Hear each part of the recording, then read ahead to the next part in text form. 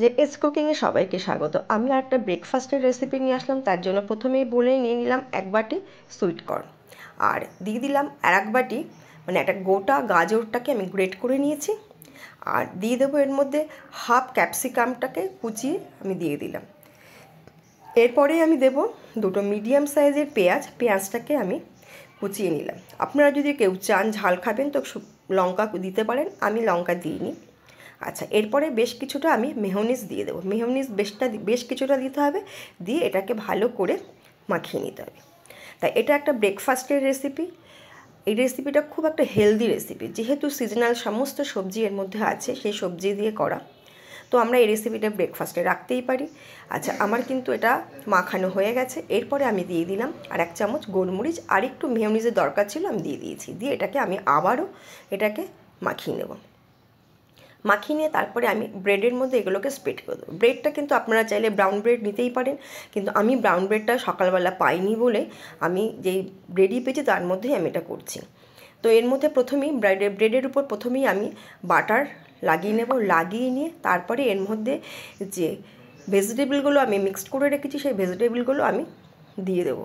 দিয়ে তারপরে এর উপরে আমি দিয়ে দেব চিজ। আমি চিজ পাশে রেখেছি, দেখতেই পাচ্ছেন। সেই চিজটাকে আমি এর উপরে আমি দিয়ে দেবো। দিয়ে এভাবে করে আমি এক এক করে সমস্ত স্যান্ডউইচগুলোকে আমি তৈরি করে নেব। আমি চিজটা দিয়ে দিচ্ছি উপর থেকে। হ্যাঁ, এই চিজগুলো এইভাবে করে পুরোটা জায়গায় স্প্রেড করে দেবো, এতে খুব একটা সুন্দর একটা টেস্ট আসবে। তো দিয়ে আমি এর উপরে আমি আর একটা ব্রেড দিয়ে দিলাম। দিয়ে এভাবে করে আস্তে আস্তে করে প্রত্যেকটাকে এইভাবে করে আমি রেডি করে নেব। রেডি করে নিয়ে তারপরে আমি উপরে আমি দিয়ে দেব বাটার। বাটারটা আমি যেই উপরে দিচ্ছি, এইটাকে আমি প্যানের মধ্যে কিন্তু আমি দিয়ে এইটাকে উল্টিয়ে দেবো, যাতে এটা ভালো মতো ভাজা হয়। তো যে সমস্ত বন্ধুরা আমার রেসিপিগুলো দেখছেন, ভালো লাগলে অবশ্যই আমাকে লাইক, কমেন্ট, শেয়ার এবং সাবস্ক্রাইব করবেন। পাশে থাকা বেল আইকনটি প্রেস করবেন। নতুন বন্ধুদের বলবো আপনারা প্রথম থেকে শেষ পর্যন্ত রেসিপিটা দেখবেন। আর পুরনো বন্ধু যারা আছেন, যারা আমার পাশে আছেন, তাদেরকে আমার অসংখ্য ধন্যবাদ, তারা আমাকে সহযোগিতা করার জন্য। এভাবে করে আমি কিন্তু সমস্তগুলো টোস্টগুলো আমি বানিয়ে তৈরি করে নিলাম। তৈরি করে নিয়ে উপরে আমি এরকমভাবে চিজ দিয়ে দিলাম। দিয়ে আমি আরও একটা ব্রেড দেবো এর উপরে। দিয়ে এর উপরে আমি বাটার লাগিয়ে দেবো। বাটারটাকে এইভাবে করে দিয়ে এর উপরে আমি বাটার দিয়ে দেবো। তো এইভাবে করে আপনারা অবশ্যই করতে পারেন। শীতের দিনে খুব চটজলদি এটা হয়ে যায়। সকালবেলা ঘুম থেকে উঠতে দেরি হলে এরকম একটা রেসিপি করে নেওয়া যায়। করলে খুব তাড়াতাড়ি হয়, অথচ হেলদি, খুব টেস্টফুলি একটা রেসিপি।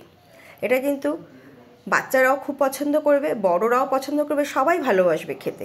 তো আমি যে সাইডটা আমার বাটার দেওয়া আছে সেই সাইডটা উল্টিয়ে আমি প্যানের মধ্যে দেবো। প্যানটাকে প্রথমে ওভেনে বসিয়ে গরম করে নেব, আর এই ব্রেডগুলো দেওয়ার পর তারপরে কিন্তু আমি ফ্লেমটাকে আমি মিডিয়াম করে দেবো আঁচটাকে। তাতে কী হবে, আস্তে আস্তে করে এটা ফ্রাই হবে, তাতে পুড়ে যাবে না।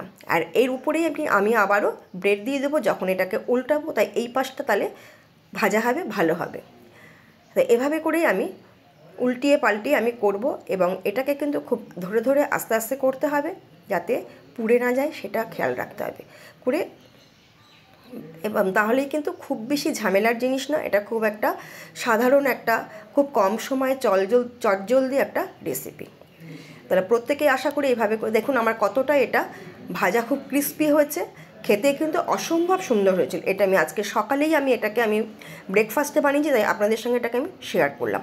এটাকে যদি এর সঙ্গে যদি আমি একটা ডিম সিদ্ধ সস স্যালাডের সঙ্গে সার্ভ করি, তাহলে কিন্তু এটা একটা অসম্ভব একটা হেলদি রেসিপি হয়ে যাবে।